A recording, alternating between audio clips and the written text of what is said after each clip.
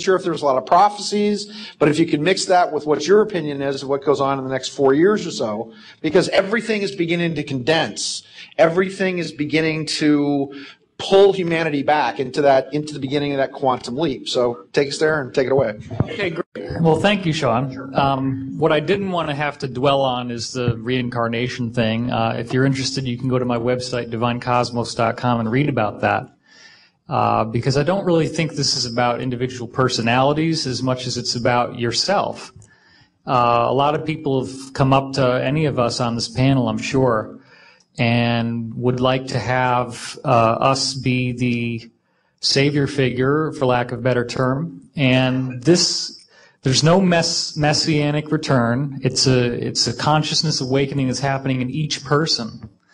And so if you want to get help from others on your spiritual path, that's fine. But I would always encourage you to practice discernment and recognize that if a truth doesn't resonate with you, you can throw it away and not look back.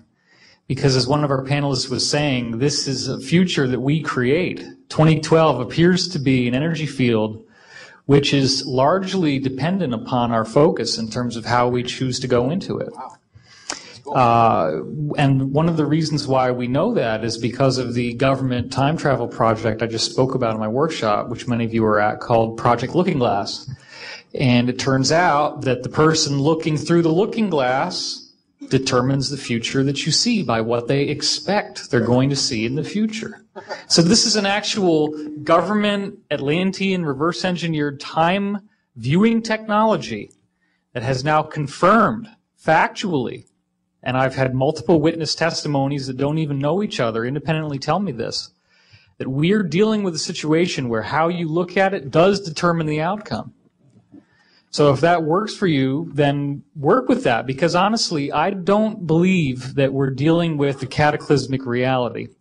The Edgar Cayce readings you spoke of, Sean, were largely dictated by an entity that at the end of the readings would call itself Halaliel. And Halaliel was later identified by the people in Cayce's circle as being a trickster entity, and trickster means negative. So this entity is responsible for the prophecies of California sinking into the ocean. Do you think if I believed that I would live in Los Angeles? Honestly. So I'm not like you, though. I don't want to die until I'm ready. I wouldn't get anything out of it, I don't think. But no, seriously. Seriously, I think that in David's defense, a lot of us get that, by the way. Dude, you live in Hermosa Beach. You know, what are you talking about? You predict the future and you live in Hermosa Beach. That's where the wave's going to wipe everything out. And I keep telling him, well, California is going to be all that's left, and it's going to be the rest of the United States that falls into the sea. So, you know. That's right, man. Well, again, I want to remind everyone here that each soul, every one of you, is precious beyond imagination. And it's just such an incredible honor for all of us on this panel to be able to share this energy with you, because as you tune into our frequency, there's a very real energetic conduit that is formed. And if we are clear enough, then our personality disappears and we become a lens for the Creator that you're shining to us to shine back onto you, hopefully with some transformation and some nice filigrees on it. So I wanted to share with you perspective on 2012, getting back to your earlier question, Sean.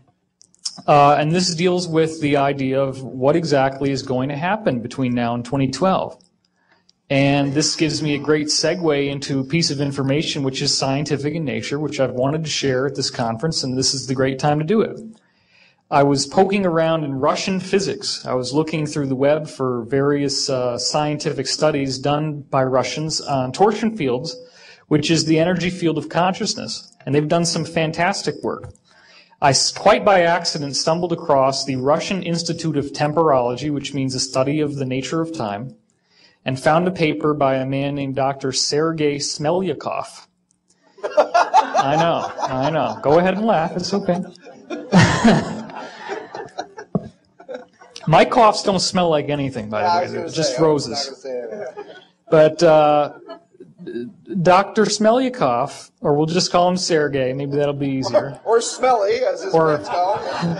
Or Sergey. We can call him Sergey. I think Smelly's better than Sergey, I think, actually. Sorry, Danny, I don't want to tangent on you. I apologize. Okay, the point is this. Smelyakov looked at the Mayan calendar, found out that, does everybody know about the golden mean, the phi, 1.618? That's the harmonic cut, the sacred cut. You can cut a guitar string and it'll be 1 to 1.618 is the ratio. Anyway, that's the basis of all life and all growth. If you take the Mayan calendar cycle of 5,200 years in length and you start chopping that up by the phi ratio, so that it implodes into a singularity in 2012, which means that if you have an imploding spiral, okay, you're cutting it by phi, you cut up 5,200, make that sacred cut, and then cut that unit and cut that unit, those cuts will fall on certain years. And what Smelyakov discovered is that on those years, very, very substantial changes happen on the planet, including the fall of civilizations, the rise of new methods of measuring time, the rise of new civilizations, the rise of great spiritual teachers such as Jesus and Gautama Buddha, the major earth changes. In fact, the Russians did a 2,000-year retrogressive study of earthquakes and found that the biggest earthquakes happen on these resonance points. Well, think about what I said. It implodes into 2012. So what does that mean? Prior to actually hitting 2012, in the last year especially, there's going to be one after the other after the other. And every one of these wave fronts changes the planet, changes consciousness. One of the last ones we had was 1991, which was the fall of the Soviet Empire. One of the more recent ones that we had was right before, like 2 days before the Bush administration invaded Iraq, which I believe was the political fall from the public will of power that they had. So we're dealing now with the next wave that's coming in 2009. As we head into 2010, 2011, they're going to start happening every couple months, and then they're going to start happening every couple weeks, and then they're going to start happening every couple days. By the time we get to 2012, we're going to be hitting new ones every hour. And towards the end, it's multiple times per second. Okay, now my readings have told me, for what it's worth, that some of us will be able to have ascended abilities. I mean, full-on ascended abilities prior to the actual shift happening. So that would be very cool, because what we're expecting after 2012 is a 100 times more harmonious utopian world where things like time travel, levitation, instant telepathy, instant healing, telekinesis are as common and as everyday as breathing. And I look forward to that time.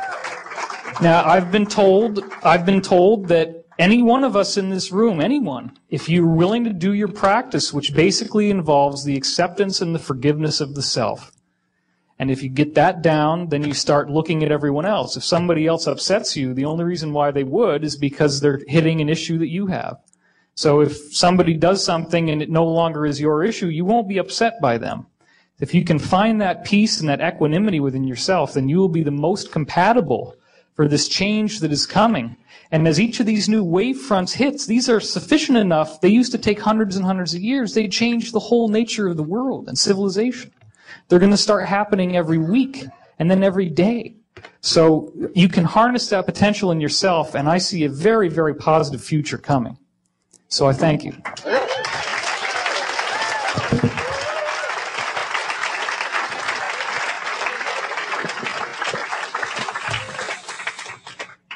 Forgive Bush. Already done it.